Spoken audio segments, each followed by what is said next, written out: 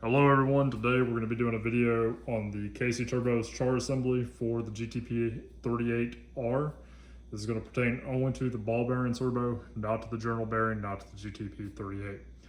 So real fast, there's not really a whole lot of videos out here on this, so that's why we're doing it. We're going to dive right into it. So this is how you're going to receive your CHRA assembly. This is a used one, but it's still in really good shape. I'll give it a quick spin here so you can see. And that's basically what you're going to get from a journal bearing. This one has some miles on it, a couple thousand miles, and you can see still really tight, no in and out play, good shape, serviceable. Anytime you set this assembly down, once again, this is the way you're going to receive it. Make sure you have some padding under it because you don't want to put a whole lot of stress on that turbine shaft. It's very easy to bend them and damage them. This is what you will have in your GTP38R. This is the ball bearing setup, and you'll be able to see the difference. You can see how much easier and longer the ball bearings spin. Very easy. Now what I'm going to tell you is with my experience with the CHRA assembly, it's not going to spool quite as fast as the ball bearing turbocharger is.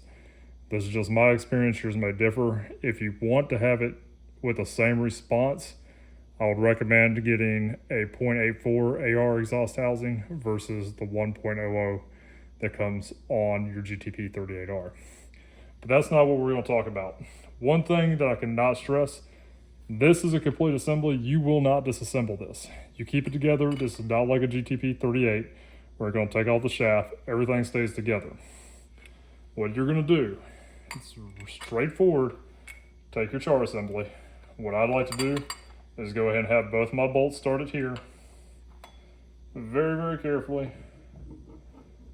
Drop it, just like that, into your exhaust housing. And this is where there's not a lot of instructions, and it's really important. Do not take this apart. It is already set up and balanced from KC. Once you get in there, you're going to take a 8mm 12-point and very, very slowly, meticulously tighten down these bolts.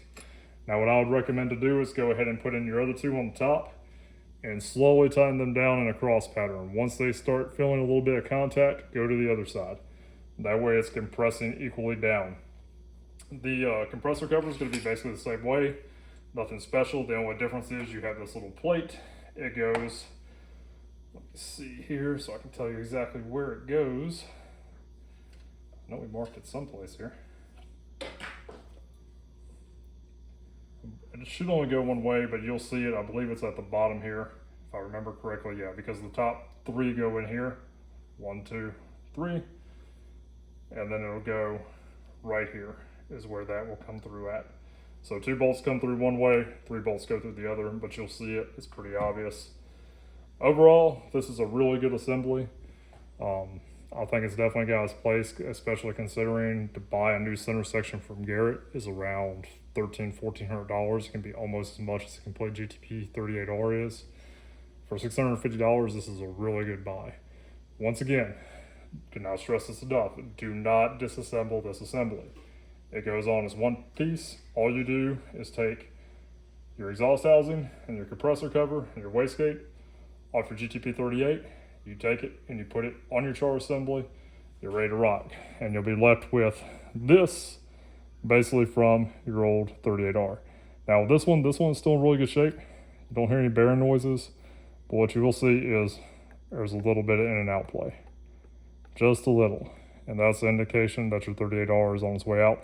This one got some turbo blade damage, turbine. Not a big deal. It was caused after the fact. That's a whole different story. But this one wasn't making a whole lot of noise. But once again,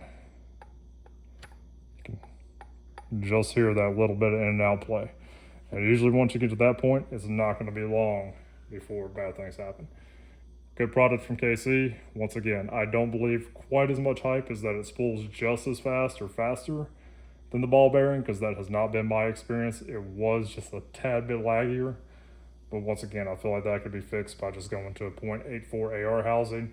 And for a truck that has a lot heavier fueling, the 1.00 housing might not be bad. It might help it be about the same as the ball bearing. But for a truck that's under 300 horsepower, I think going to the 0.84 would probably help. Anyway, guys, hope this is helpful. We'll keep it short. Be safe, be kind, as always, all the way.